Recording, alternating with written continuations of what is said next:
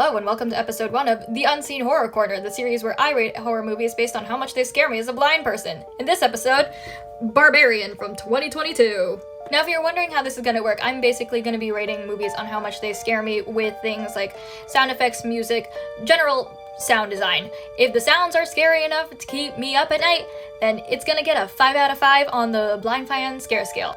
Moving on, Barbarian is about Tess, who has a job interview in Detroit and rents out an Airbnb in the meantime, only to find out that she's been double booked.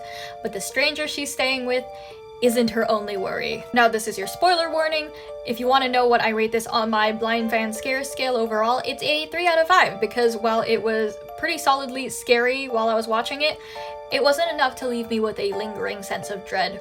On to some of the things I really liked about this movie. First up, the audio description. This one I thought was pretty great because the person that they got to do all the voiceover for it, their voice matched the intensity of the movie. Womp womp. My light stick ran out of battery.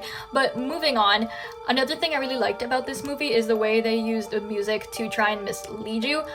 If you're not super familiar with it, they spend a solid chunk of the beginning half trying to convince you that Keith is the danger in the house, the man that's double booked in the Airbnb with Tess. So some examples of scenes where they use the music to build up this tension and mislead you. There's one where Keith makes Tess a cup of tea and she hasn't seen him make it, so she doesn't know if it's been tampered with, obviously. And then there's another where she finds his wallet, and checks his ID to see if he says who he really is.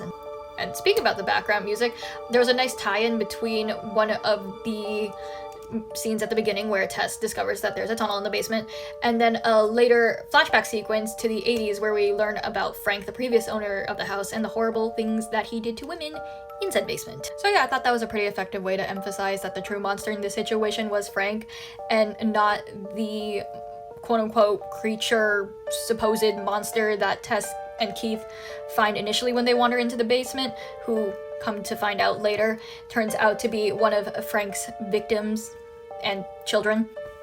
She doesn't get named in this movie, so we're just gonna call her the mother.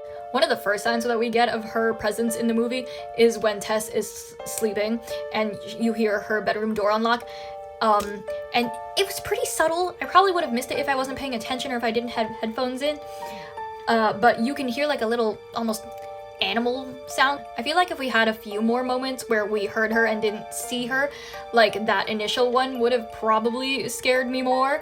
Maybe some like feet pattering around the house, some scratching because she had long nails.